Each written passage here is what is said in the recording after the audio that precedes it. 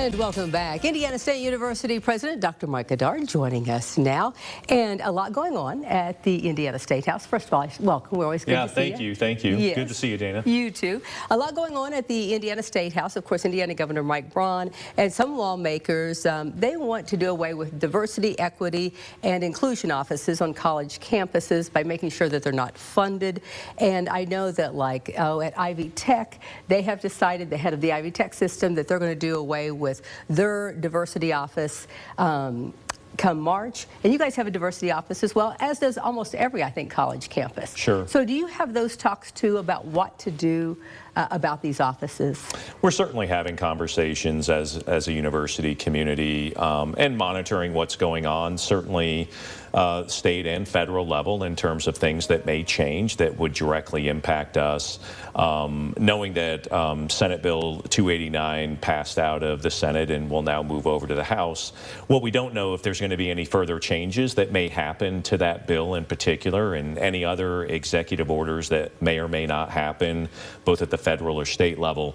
So we're going to continue to monitor the situation. We certainly will fully comply with the law and any changes that directly impact or perhaps indirectly impact us, and make the appropriate adjustments. One thing that won't change at Indiana State University is the fact that we're going to continue to make sure that every single student on our campus has the opportunity to be successful, and we'll continue to focus on that moving forward.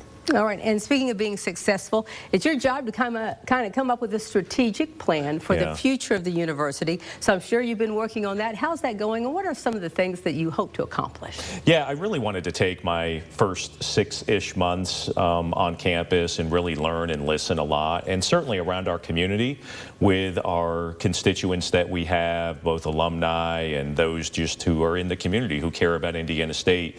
And so we kicked off that process just late last month, and we have a great steering committee that we put together that are going to help us navigate through what our guiding principles are and how we're really going to initiate that new strategic plan.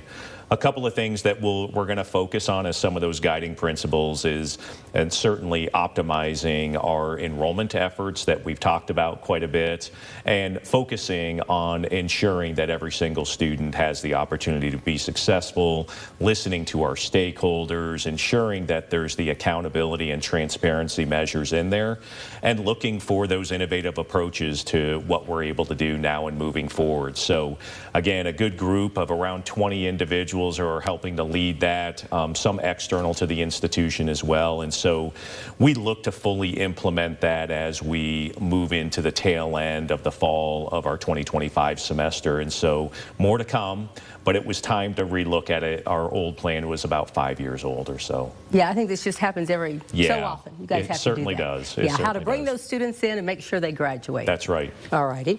And then you guys, some of the students went up to the State House recently for Indiana State University Day. What was that like for those students? Yeah, it was just tremendous. I was able to be there with our students, and we had over 100 students who participated in varying different groups and organizations on our campus. They all put up posters as well and kind of explained their opportunities that they've had at Indiana State, the things that they've been involved with.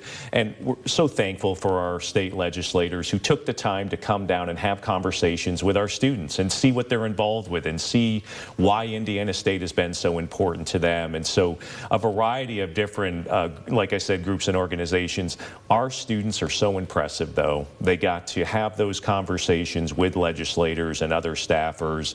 And again, I think just another way to have that experiential learning opportunities for our students and ability to interact with professionals in a variety of different arenas. And so we're looking forward to the next time we can visit already.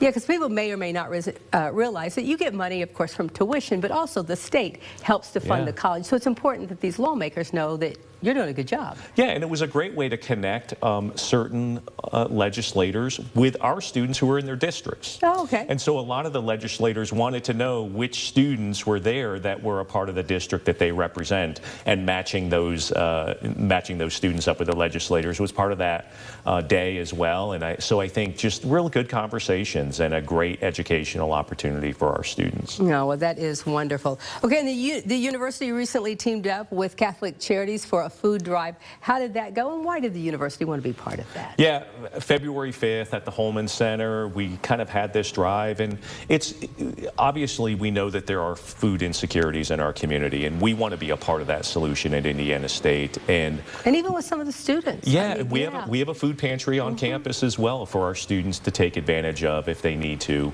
But Catholic Charities does such great work in our community and across the region, and so we saw an opportunity, and really a lot of that was a conversation that my wife Catherine had when she toured their facility and brought that back and said, hey, we should do something. And so we were fortunate to be able to do that. We look forward to that continued partnership with them and making sure that, again, we provide the types of resources that are necessary, not only for our campus community, but for the community as a whole. All righty. Now, speaking of basketball games, and other sports, how is ISU athletics? Yeah, always excitement going on. There's never a downtime for Sycamore athletics. I know they were practicing baseball yesterday, and I thought, that's so outside. cold. Yeah. Well, I'll start with baseball then. So they're hitting the road right around this time. Okay. They're heading down south for warmer weather to start off their season. So they'll kick off their season this weekend down in North Carolina, and so they're looking forward to that. Women's swimming and diving had their senior night on Friday night, and Claire Parsons set the Missouri Valley record in the 1,000 freestyle, and I was there to witness it. Tremendous. Oh, wow. Track and field doing great. Basketball's wrapping up, and so everyone is doing wonderful in terms of their athletic achievements, but also the achievements that they have in the classroom. Now, you're talking about swimming. This isn't exactly swimming, but we were talking about the polar plunge this weekend that raises money for Special Olympics. There it is. It's going to be a little cold this weekend. Are you taking part? I will be there, okay. and I will be jumping in. Okay. Are you going to have a special costume? Some people dress up as... No costume. I'm going to go from there, dry off, and then cheer on our Sycamore men's basketball team in the Holman Center at 1 p.m. So looking forward to that as well. Well, have fun, and thanks for doing that. That's such a great event. Yeah, it sure will be. All right. Always good to see you. Good to see you, Dana. All right. Take care.